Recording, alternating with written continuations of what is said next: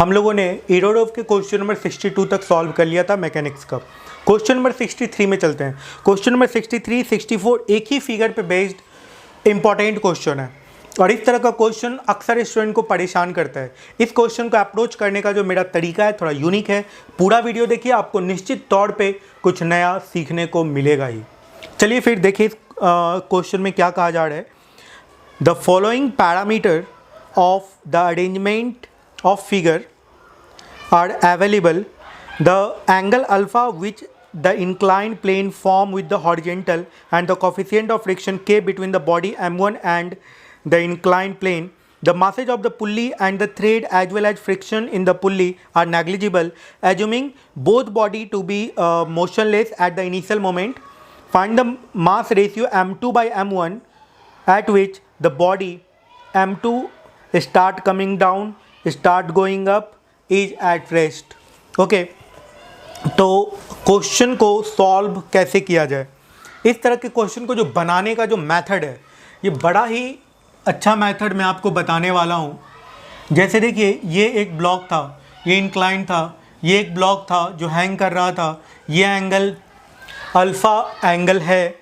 इस ब्लॉक का यहाँ पे मास M2 दिया हुआ है, यहाँ पे मास M1 दिया हुआ है और ये जो सिस्टम है इसको रिलीज कर दिया गया रेस्ट से। यहाँ पे फ्रिक्शन है, इसके बीच फ्रिक्शन है, फ्रिक्शन कोफिशिएंट का वैल्यू K के बराबर दे रहे हैं, फ्रिक्शन कोफिशिएंट K दे रखे हैं और आपको M2 बाई M1 बताना है। M2 बाई M1 बताना है जब ये पूरा M2 ऊपर जाए, M2 रेस्ट में रहे और M2 नीचे जाए।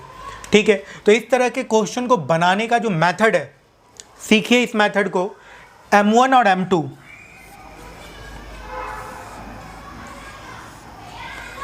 को इस तरीके से बना देना है। यदि M2 को ऊपर जाना है, यदि M2 को ऊपर जाना है तो इस सिस्टम को इस तरफ एक्सेलरेट करना होगा, इसको इस तरफ एक्सेलरेट करना होगा, है ना। तो क्या करेंगे, इस पे इधर का जो फोर्स लगेगा वो क्या लगेगा, M1G साइन अल्फा, और इस पे जो फ्रिक्शन लगेगा वो पीछे लगेगा। कितना लगेगा friction, K M1G cos alpha, ये लगेगा और इस पर तो M2G लगता ही रहेगा, M2G इस पे लगता रहेगा। इसको इस तरफ एक्सेलरेट करना है ना। तो अब जो इक्वेशन बनेगा वो क्या बनेगा, M1G sine alpha minus K M1G cos alpha minus M2G and that is equals to total mass of the system into acceleration. Total mass कितना है, M1 plus M2, M1 plus M2 into A। इसमें tension का equation नहीं लेना है। Hanging block system पे based जो question number 60 है उसके सॉल्यूशन को आप देखिएगा। उसमें मैंने हैंगिंग ब्लॉक सिस्टम पे बेस्ड क्वेश्चन को कैसे बनाया जाता है ये बताया है। ये भी एक टाइप का हैंगिंग ब्लॉक सिस्टम है। उसी मेथड से, उसी ट्रिक से मैं इस क्वेश्चन को सॉल्व कर रहा हूँ। बहुत ही यूनिक मेथड है। आप पूरा वीडियो को देखिए और सीखिए कि इस तरह के क्वेश्चन को कैसे बनाया जाता है। तो देखिए यहाँ पे आपको क्या कैलकुलेट करना था, M2 बाई M1। ये जो एक्सेलरेशन होगा निश्चित तौर पे ग्रेटर देन 0 होना चाहिए। तो इसको आप ग्रेटर देन 0 कर दीजिए और उसको यदि ग्रेटर देन 0 कर दीजिएगा तो क्या आ जाएगा, देखिए यहाँ पे, यहाँ से M1G कॉमन आ जाएगा, यहाँ से M1G कॉमन आ जाएगा, ये आ जाएगा sign alpha minus K cos alpha, sign alpha minus K cos alpha minus M2G and that will be greater than 0।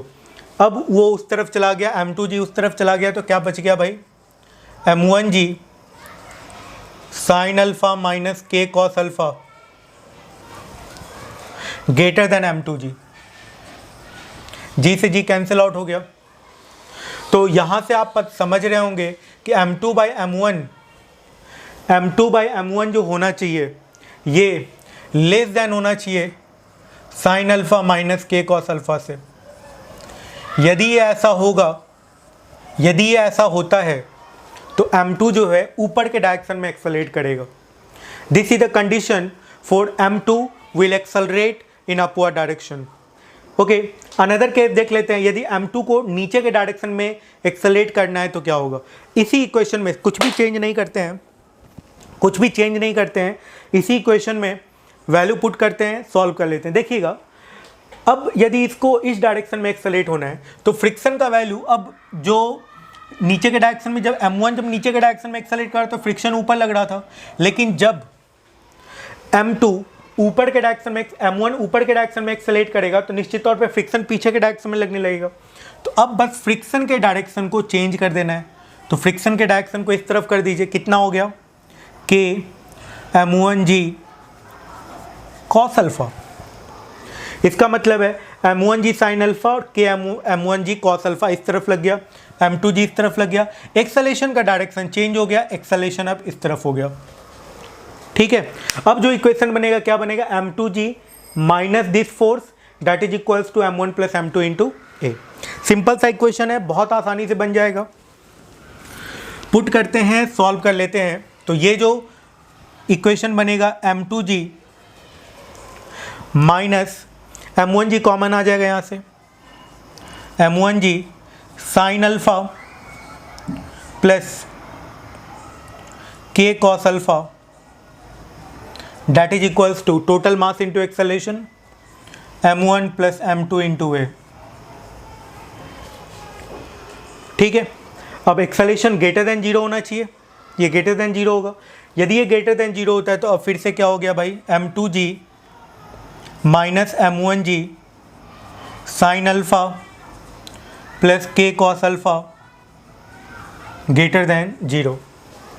Okay, तो यहाँ से हो गया m2 greater than m1 sign alpha plus k cos alpha. तो m2 by m1 अब आ गया m2 by m1 greater than sine alpha plus k cos alpha, alpha plus k cos alpha, कुछ ऐसा आ गया है ना। मीन्स यदि m2 बाई m1 का वैल्यू इससे बड़ा होता है तो ये डाउनवर्ड एक्सेलरेट करेगा, यदि इससे छोटा होता है तो ये अपवर्ड एक्सेलरेट करेगा, और यदि इसके बीच में कहीं पे लाई करता है तो ये रेस्ट में रहेगा। तो